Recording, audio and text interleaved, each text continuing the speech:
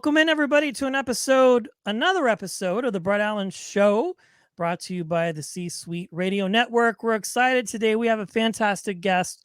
Here on the show, we talk to your favorite actors and celebrities from film, television, music, comedy, and more. Wherever pop culture exists, you will see us there. And we are talking today with actor Samm Levine. You would most likely or probably recognize him from so many amazing shows, Inglorious Bastards, just to name a few. And he's had a really great career, and we're excited to chat with him. Samm, thanks for hanging out today. I appreciate it. My pleasure, Red. Happy to be here, man. Yeah, well, I have to say, I've been looking forward to this conversation for a while because really your career has spanned quite a bit of time. Of course, Freaks and Geeks, Inglorious Bastards, as we mentioned, just to name a few. I'm very curious, what was it that interested you in becoming a storyteller? What was it that lit the fire and made you go, hey, this is something that I want to do and be a part of? That's a good question. The joke answer is I never really wanted to get a real job. And I suppose the actual answer is when I was but a youngling, when I was literally 10, 11 years old, I became absolutely fascinated by stand-up comedy. Okay. And so I learned as much as an 11-year-old could learn about stand-up comedy. And then I started doing my own stand-up. And so I started doing stand-up for family and friends, and I hosted my 6th grade talent show when I was 12. And so then all my friends saw it. And then after that, shortly thereafter, they were all having bar and bat mitzvahs. And love it. And so a lot of them would ask me, hey, you want to tell more of those jokes you told at the talent show? And I said, sure. So I started doing stand-up at my friend's bar and bat mitzvahs. And a young Lisa Kudrow, who was in season 1 of Friends at that point, happened to be the cousin of one of my friends whose bar mitzvahs I performed at. And she asked me after my set if I was a professional. And I said, no. She said, oh, well, if you were interested, that seems like something you should pursue. I was like, okay, how do I do that? She's like, it's New York. Buy Backstage magazine, which was, the New York actors periodical. And she's like, buy Backstage, look in the back. I'm sure you'll find someone to represent you. So I did exactly that. I bought Backstage magazine, found an ad in the back for a talent manager specifically looking for kids who did stand up. What are the odds? I love it. So I called and Sid Gold, my very first manager, took me on. And first, I just wanted to get started doing stand-up. I wasn't really thinking about acting. So I just went in and started working on my act. And it was my manager who said, hey, I want to send you out on auditions also. And so, Wow. yeah, that's sort of how it started. Was I then went on an audition a couple days later. It was the very first audition I ever went on, and I booked the job. Oh, wow. Which was crazy. So after you book the very first audition you go on, which, by the way, was a commercial for a toy that never got made. Not the commercial that got made. The toy never got made. I love it. And so that was it. And I went, oh, okay, I guess I'll do both. So for the first 10 years of my career, I was also doing stand-up comedy in addition to acting. Yeah, no, I know you've done a couple podcasts or iteration of podcasts kind of throughout your career and things like that. Was it because of the comedy connection that sort of helped you get in that door, or was there a different creative side of you that kind of said, hey, I kind of want to stretch my wings a little bit. I've been doing all these great things and maybe want to try something different, but still be able to, use that creative part of my brain? Sure. I mean, I think there's a lot of comedians whose talents don't necessarily lend themselves well to the podcast medium. But I don't know that I ever thought about, my stand-up background when I started doing podcasts. I really have to give credit to that to Kevin Pollak. Yeah. And the godfather of our OG podcast, Kevin Pollak Chat Show, was a guy named Jason Kalkanis, who had this studio space available to us, and this was 2009. Jason's been on the show. Well, a different version of our show. Okay. So yeah. So yeah, I got to give credit where it's due. He's always a step ahead, and that's a great way to get phenomenally wealthy, which he has. But yeah, he was the one who saw this studio space and offered it up to Kevin and said, "When do you want to do an on-camera podcast? Let's go." And I mean, podcasts certainly existed in 2009. I think I did Doug Benson's podcast for the first time in like 2007, if I'm not mistaken, but his podcast had already been around at least a year. But in terms of like on-camera podcasts, like the one we are doing right now, I don't think a whole lot of people were doing them before Kevin started in 2009. And so that was just a case of us being pals and Kevin needing 2 guests for his first episode, and I was happy to be there. Along the other guest, by the way, was LeVar Burton. And then, you know, because of our friendship, because I loved what he was doing, and I could see that an on-camera live streamed podcast, which is what it was when we first started, needed a lot of help. I just started showing up every single week, like who else? Like Jack Black and Todd Luizzo in I can't believe I'm blanking on that. You know what the problem is? It's too early for me. High Fidelity. It's the name of the movie. Yes. So I hired them for 4 days a week. They just started showing up every day. So that's sort of what it was. I just showed up every week, and I didn't have a microphone at first, and I was chiming in during the interviews. And then Kevin was like, "Fine, take a microphone and a camera, for God's sake." And then I'd like to think I, proved my worth over the years, as a kick in the side, as I like to call myself, and then eventually, recurring guest host when Kevin's acting duties took him elsewhere. But yeah, I loved podcasting, and by the time I'd started podcasting with any regularity, I was years away from having, been a regular stand-up performer. So I don't know. I think for me, if you're good at crowd work, which not every comedian is. If you're good at crowd work, I think you'd probably be a halfway decent podcaster. But I guess it really depends what you want to talk about. I love your brutal honesty about not every comedian lends its talent specifically to having a podcast, because it's very true, but it seems kind of like, and I'm just generally speaking, like the niche thing to do.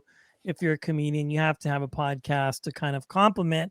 But I've had several comics on the show who have had podcasts and it didn't work out for them. So they just kind of ditched it and decided to do something else. You've had a great career. I mean, I'm just looking at your IMDb credits here, and just some of the projects that you have been a part of are just fascinating. I want to wind the clock back a little bit to your start. You had a appearance on, I think it was One Life to Live. That was, was that your first big television appearance? And did that get you booked on the other show, Freaks and Geeks, or were there other things that happened kind of in between? So One Life to Live was my first time that I was on national television. My face was. I don't think I had any like scripted lines. I think I had I grunted at one point. That was a job that I got when I was 15, I want to say. And the only reason I booked that job was because I was the only teenager not lying on his resume when I said I could juggle. Yeah, they needed it. They needed a teenage kid who could juggle because one of the storylines that week was one of the main characters wanted to open a school for the performing arts. So of course, in the eyes of whomever that, well, we got to have kids who juggle. Then what other performing arts could there be?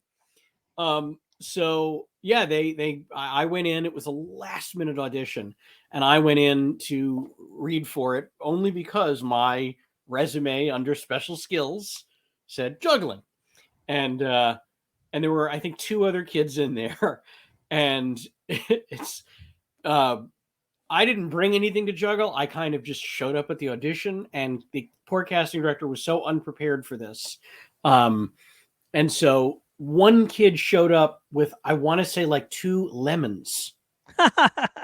And this is New York. This kid rode the subway there, and he showed up with 2 lemons, and we were all like, "Oh," me and the other kid were like, "What happened to the third one?" He's like, "Lost it on the subway. Just fell out of my pocket, rolled away, and that was that. The rats got it." And we're like, "Oh wow, okay." And so then the casting director walks out, sees the 3 of us, and she sees the kid with the lemon. She's like, "Oh my gosh, I'm so glad you brought something, but oh no, you only have 2." And he's like, "Yeah, sorry, subway." She's like, "That's okay, we'll find something." And so then that kid goes in to her office, and me and the other kid are just sort of sitting there, and he's just like, he's shaking. He's so nervous. And we're just sitting there, and then a few seconds later, we just hear this thud. Like this just loud thud, way louder than if a lemon had hit the ground. And finally, then we hear another thud, and then the kid comes out, and then she's like, "Okay, thank you." And then she calls the other kid, and he goes in there, and a couple seconds later, I hear another thud. And then finally I go in, and I realize what's happened is she's taken the 2 lemons from the first kid, and the only other like small round thing she had was a glass paperweight. And so that's what she told the first 2 kids. "Okay, here, take this and the 2 lemons and juggle them." Like I can tell you, that's not an easy thing to do, to juggle items of different weights, especially one that's significantly heavier than the other 2. That's insane. Wow. It's really insane. And I'd been juggling maybe 2 or 3 years at that point, but I wasn't an expert by any means, and I'm still not. But I was able to do it. Like I got a couple of revolutions with the heavy paperweight and the 2 lemons, and then I just stopped. She's like, "Okay, great. Thank you. Give the lemons back to those other kids. That other kid, I'll call you." I was like, "Okay." And so that was it. I left, and like an hour later, my manager's calling me, "Hey, they like you. You got the part. You have to show up tomorrow morning, 7 a.m. Okay, fine. So that was it. That's how I got that job. And I didn't have any lines, but it was certainly a fun set to be on. I'd never been on a proper set like that. I, filmed a couple commercials, but not quite the same thing. And that job didn't lead to anything. So, but it was certainly nice to have a television show on my resume. So that might have helped. But the truth of the matter is that when I auditioned for Freaks and Geeks 2 years after that, that job was very special because our casting director, Allison Jones, had basically been asked by Judd Apatow and Paul Feig, "We don't want polished working actor kids. I've heard that story before. Kids without crazy resumes, unknowns. They look like real kids." Yeah. And that is the kind of note that a casting director gets once every, I don't know, 20 years in all of casting. Like they don't get that note. So the fact that Allison Jones got that note, the fact that that's who I was at the time that they were casting the show, that's one of those Malcolm Gladwell outlier things where, it seems like, oh, we all got on the show because we were so talented. I mean, sure, we were all fine, but having the resumes we had at the point that show sold, with the note that Judd gave Allison, it was all of those things together that made that happen. Yeah, because none of you were who you are now at the time. And I've heard that story multiple times, and really such a career defining moment. So you have that show, and you again have gone on to do a lot of other things. Was there a point in your career, or what point was it where you kind of realized, okay, this is like happening, and I'm actually starting to like experience some success as an actor? Like I'm securely gonna, I know the business is always unsecure, it's always from job to job. Yeah. Some people say, but for you, what was the defining moment, Sam, where you knew, okay, I'm in this is it for me, and I feel like I'm going to have a how I define a successful career? Well, you're very sweet for suggesting that, and the honest answer is I've never felt that way. This is a very fickle business, but I've been wildly fortunate. And so for me, if I had to pinpoint a real moment like that, it was after Freaks and Geeks ended, The show ended, and not long after the pilot or the show was canceled, I booked a pilot. I was actually offered 2 pilots that year, so I felt like, ooh, things are happening. And I took one of them, and unfortunately, it did not get picked up. And then that's when I sort of, I don't want to say panicked, but that's when I sort of stopped and went, okay, it's not pilot season, and I don't have a regular series that I'm on or anything. So Yeah. now I live here. I was living in LA on my own at that point. I was 18 years old, and I said, okay, I'm going to give myself 6 months. I'm going to stay here, and I've got my agent, I got my manager, I've got a great team looking out for me. I'm going to give myself 6 months, and if I don't book a job as an actor within 6 months, then I'll still stay here in LA, but I'll enroll in school. You know, I mean, I was certainly of college age, and I'd looked into it, and I was like, okay, I could go to like Pierce or any of the other local colleges. Didn't have to be anything fancy, just learn a trade so that I wouldn't be destitute. And Sure. and so then I think it was maybe a month later I booked a job, maybe 2 months, and then when that job ended, I said, okay, clock starts again, 6 months. And then another month went by and I booked another job. And it kind of kept happening that way, especially in that age. I worked quite a bit, 18, 19, 20. And that sort of, it was a great confidence boost. I was in a couple of movies. I was doing so many guest starring roles. I was doing basically a pilot a year at that point. And unfortunately, none of them got picked up. But I felt very confident that I was certainly doing what I was meant to be doing.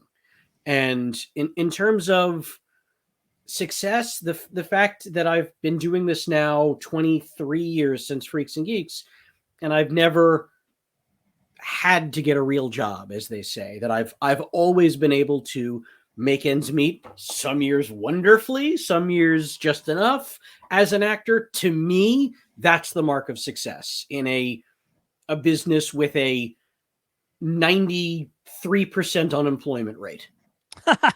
I love it. That's the number for SAG-AFTRA, by the way. At any given time, only 7% of the union is working. So, and that's what I tell young people who ask me for acting advice. I tell them that stat. I'm like, you want to get into a business with a 93% unemployment rate. So be prepared for bad news all the time. Yeah. I mean, the percentage of rate I've heard of people who come to LA versus the people who leave LA after 6 months, the people who leave is far higher than the people that come and stay. And I've heard that even before the pandemic. Well, Sam, I've been a fan for a long time, just all of the work that you've done. And I mean, just so many fun things. I want to wrap up with one last question about Inglorious Bastards. I'm very curious. That was such a great movie, and you did such a fantastic job. Thank Do you have any memories or stories that stand out from working on that film? Because I understand working with Quentin and his style and everything is just so different than most, if not all, directors, that are in the business. Absolutely. I have many stories, and I'll share with you one of my favorites. So people often ask me, like, what is it like to work with Quentin? Like, what is he like as a director? And so this is sort of the best example I can give to explain that. So the very first scene where you really see the bastards, we're in that big ditch. Yeah. We've got Sergeant Ratchman, who's about to get beaten to death with the baseball bat. The other 2 Nazi soldiers are there. I shoot one of them in the back as he runs away. And so we shot that scene over the course of a week. We were down in that ditch. Like, we were there a long time, all day, every day for over a week. It was a 6-day week, in fact. So that ditch was really hard to shoot in, because if you want to do a wide shot, Quentin and the cameras and everything had to be up on the top of it. And there really wasn't an easy way. It was a deep ditch to get from the bottom all the way up to the top where Quentin was. So our first wide shot that he wanted to do of one of the portions of the scene, it's it's after how does it go? Oh no, so it's before Sergeant Ratchman gets called to his death. Aldo Rain says, Hirschberg, why don't you send that Kraut sergeant over here? And so then, I lean down in his ear and I say, I think that means you, Cupcake. I And, remember. and he doesn't budge. And so then I'm supposed to kind of bash him with the back of my gun. And, he still doesn't. I say and then I'm supposed to grab him by his hair, yank him up to his feet. And he turns around and he looks at me and I look at his eye. When the sergeant says, move, you move, or lieutenant says, move, you move, and then we kind of have this little stare down and then he, fixes himself, turns over, walks over. And then, the rest of the scene, he doesn't give up the information. Donowitz comes out, beats him to death. So it's a wide shot, but it's kind of on that portion of us. And it's our first take doing that in this, shot. So it kind of just happened like I described it to you. Like, that's how it's written in the script. So that's how we shot it, And that means you, Cupcake. He doesn't get up. I yank him to his feet, turns around. When the lieutenant says, move, you move. And he stares me down. He walks over. And that's where the scene's supposed to end. And so we do that. And Quentin from the very top, screams, cut. And then he comes running all the way down, takes him 2 minutes to get down there. And he comes over to me and he pulls me away from Richard Sammel, the actor who played Sergeant Ratchman and all the other actors. And he goes, listen, man, listen. Okay, I need fire and intensity from you, man. Okay, can I curse here, by the way? You're fine. Go ahead. Okay, great. He's like, listen, man, this guy is a fucking Nazi sergeant, man.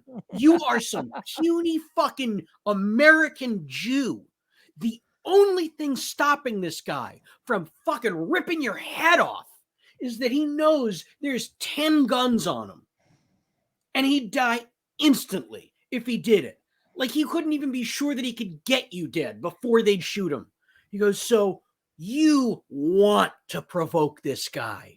You are desperate to nudge him a little too far, to fucking call him the wrong thing, to fucking yank his hairs out. You want to piss him off. You want him to make a move. You want him to grab your fucking gun just so you can put a fucking hole in his chest and brag about it when you get home. He's like, I need to feel that. I was like, oh, dude, done. And then he walks over and he puts his arm around Richard Sammel, the other actor, and he walks away. And I don't hear a word he says to him. And so then as he's walking back over, he goes, okay, don't talk to each other. Stay in the moment. Okay, good. And then he goes all the way back up the ladder. We're standing there kind of silently just channeling this rage for 2 minutes. He gets back up there and action. And so then we go to do it a second time. And now this time there's fucking fire in my eyes.